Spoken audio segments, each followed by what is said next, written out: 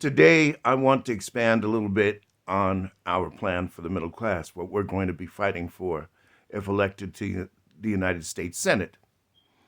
The middle class is the heartbeat of America. The middle class is the one that does the work of sanitation men, electricians, plumbers, bricklayers, concrete workers, sheetrockers, carpenters, auto parts stores, auto repair stores, body shops, just to name a few. When you go to your Walmart, when you go to your Target, well, once the boycott is over anyway, when you go to your local store, your independent business, these are the middle class people. I know a guy that has a store that works 70 to 80 hours a week. He's busting his ass. Is he rich? No, because he pays his taxes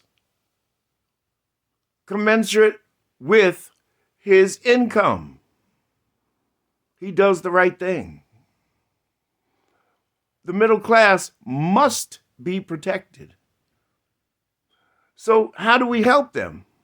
Well, aside from the fact that the upper 1% needs to be taxed accordingly, commensurate with their income, it's time to say how much is enough.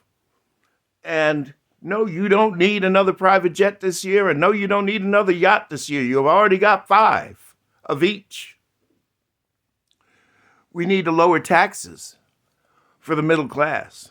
They're the ones that deserve a $4.5 trillion tax break, not the wealthy, and also not at the risk of taking away SNAP, Medicare, and Medicaid. We need to protect the middle class by going after these high-end price gougers. The ones that own Walmart, Amazon, that are constantly raising prices. They're price gouging, plain and simple. They are fueling across the board increases in everything. It costs the farmer more to get his equipment, so the farmer has to raise his prices. Well, let me go this way. Let's go this way. So Amazon, which carries damn near everything, carries a specific machine that the farmer needs on his farm. They raise the price on it, and the farmer has to buy it. So the farmer, in turn, has to charge more for his eggs.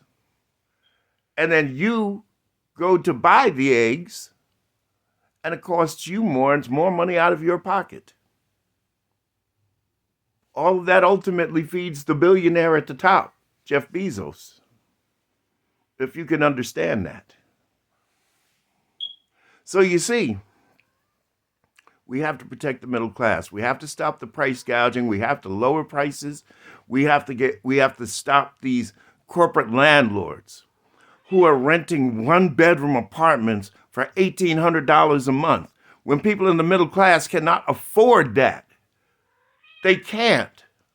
We need to lower prices on our domestic vehicles, American-built vehicles. We need to up the quality and cut the cost because people aren't buying them.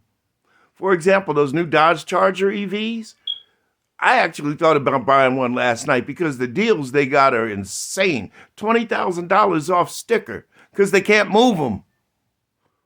They're at a point where we'll take anything better than nothing since we're already invested into the production of this vehicle.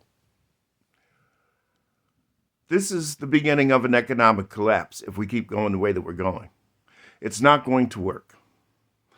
And the biggest consumers on the earth are the middle class. They have needs. They have families, for God's sake. And they're not they're not Bezos. They're not Musk. They're not Zuckerberg. Zuckerberg has a kid. Musk has a tribe, and they have money to afford it. We got to give the middle class a break and allow middle class families to be able to afford something, to buy a house, or at least have a decent rental for an affordable price other than a mortgage payment.